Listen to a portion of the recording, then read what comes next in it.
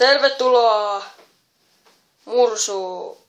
Mustan Mursun kanavalla.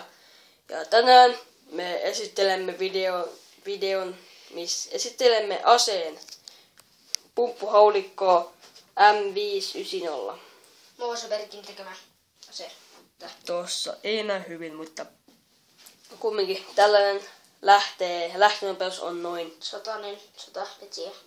100 metriä sekunnissa. Ihan tarvitaanko minun ampua, että Joo. jousikäyttöinen. Ja sitten voidaan testata tätä näin. Hän voi ottaa se lipas. Ja muuten. Autaanko tämä? Joo.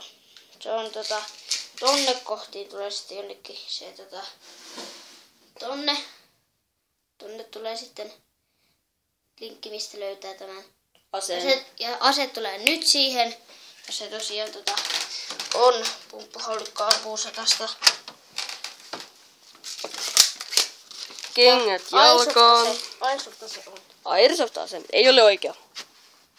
Ei ole oikea. Ja Ei ole sinne tänään, mutta tonne päin. Nyt huomaatte, että onko se ladattu? on ladattu.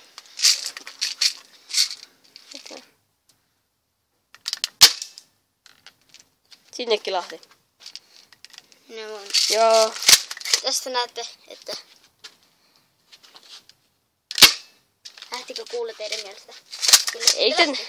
Tästä näette, kun on mun metallitolppaa, se voi vähän kimmota, mutta joo. Tässä oli tämänkertainen video. Musta Mursu kiittää ja kumartaa. Ja se on moro! moro!